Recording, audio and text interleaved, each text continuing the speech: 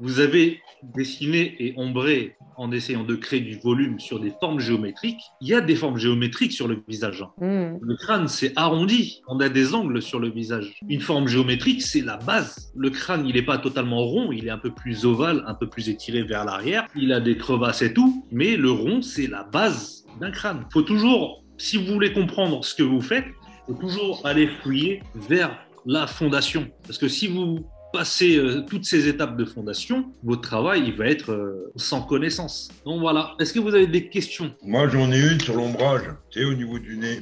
Tu vois, pour le nez qui est là. Ouais. Faire l'ombrage du nez, le coup de crayon, c'est appuyé ou c'est léger? C'est léger. D'accord, merci. Mais après, ça dépend de l'intensité de la lumière, hein. Voilà, c'est ça. Je vais te montrer l'exemple d'un split. Un split, c'est très noir. Vous voyez là encore un autre exemple de l'ombre et la lumière. Toujours les mêmes endroits qui sont les plus lumineux. Là, sous le nez, tu vas voir que c'est un coup de crayon léger. Ça dépend vraiment de tes zones de lumière. Après, par contre, quand tu changes d'intensité de lumière, là, sous le nez, tu peux avoir du très noir. Par exemple, là, c'est du splitté. Une seule source de lumière, une petite source de lumière. Là, le nez, c'est que du noir. C'est noir, noir, noir. Ça dépend de l'intensité que tu veux. Et là, j'ai compris le principe, ouais. Merci. Là, idem, lumière latérale, hop, carrément dans la pénombre. Là, c'est du noir, noir. C'est un truc que vous ferez toute votre vie. Regardez, quand vous tombez sur une photo de portrait, analysez. Parce que nous, en tant que dessinateurs, on est des analystes avant tout. Le premier sens qu'on utilise, c'est l'œil. Parce que quand on dessine quelqu'un, quand on dessine quelque chose, quand on dessine un objet, c'est d'abord un œil analyste. Quand tu sais dessiner de tête, c'est que tu l'as tellement analysé que tu connais tous les traits. C'est que tu connais tous les traits de l'élément. Parce que tu as été d'abord et avant tout analyste. Alors, des questions? J'ai une question, mais sur le old school, je voulais savoir, pour faire les gros traits, en fait, à combien tu piques, avec quelle grosseur d'aiguille, en fait?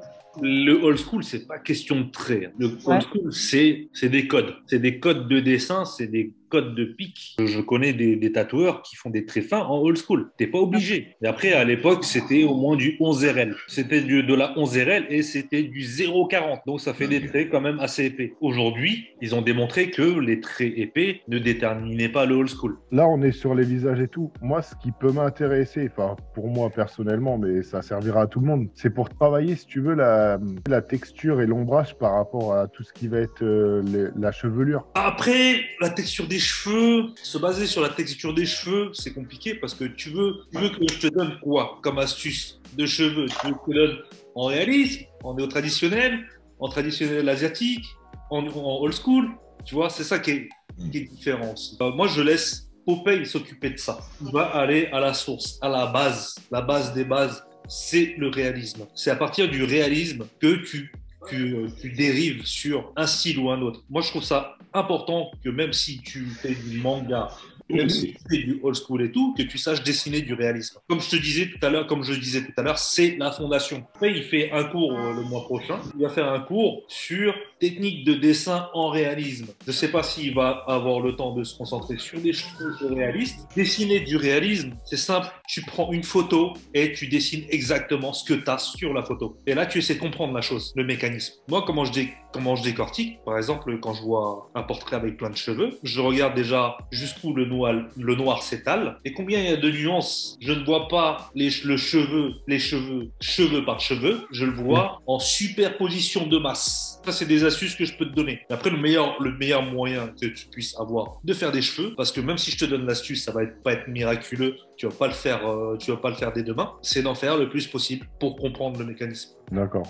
Okay. En fait, c'est par petit paquet de nuances, quoi, un peu. C'est par masse. Là, je vous donne un cours sur les ombres de base qu'on a à partir du crâne sur un visage. Ça marche pareil. Pourquoi le noir est là? Pourquoi la nuance est là? Pourquoi les pommettes sont marquées? Pourquoi l'arête du nez est marquée? Parce qu'il y a une superposition de masse. Parce que le front, il est au-dessus de la fosse nasale. Tout simplement. Je vous donne les astuces pour être analyste sur un crâne, sur un portrait, faire la combinaison des deux. Les cheveux, c'est un peu pareil. Et tout est pareil en vrai. Parce que tout a une base. Les composés de chaque élément ont un pattern. Un pattern, c'est une succession de motifs on va pas rentrer à l'échelle moléculaire, mais qui donne l'effet. Tu vois, par exemple, le pattern de l'eau, c'est tout le temps la même chose. Le pattern du ciment, du béton, c'est la même chose. Le pattern du bois, c'est la même chose. C'est une succession de détails en fait qui font que ça ressemble. Et en fait, dans votre carrière de dessinateur ou de tatoueur, plus vous allez vous entraîner à faire des éléments, plus vous allez comprendre le pattern, la base de chaque.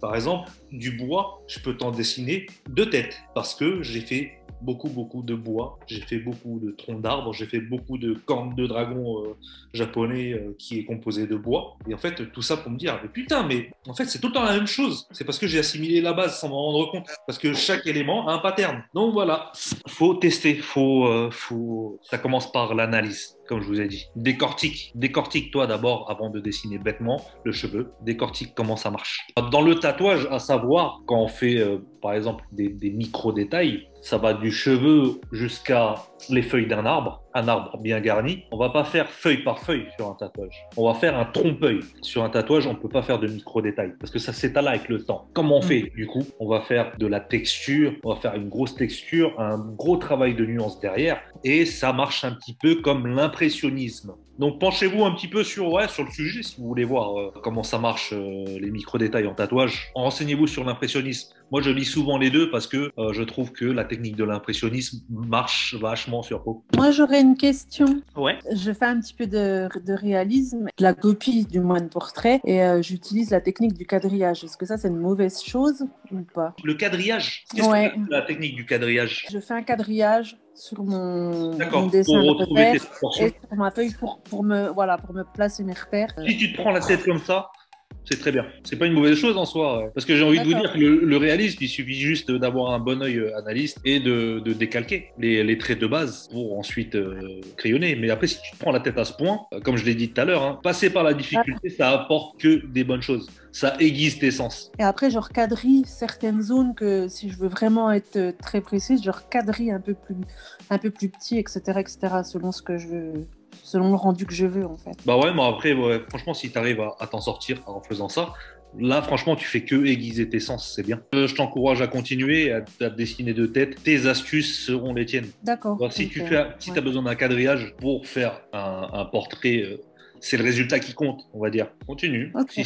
Si ça te donne un bon résultat. Bah. Ok, d'accord. Merci. Donc voilà pour ce cours. Bon, allez tout le monde, je vous laisse. Allez, salut. Salut. Bonne soirée. Ciao.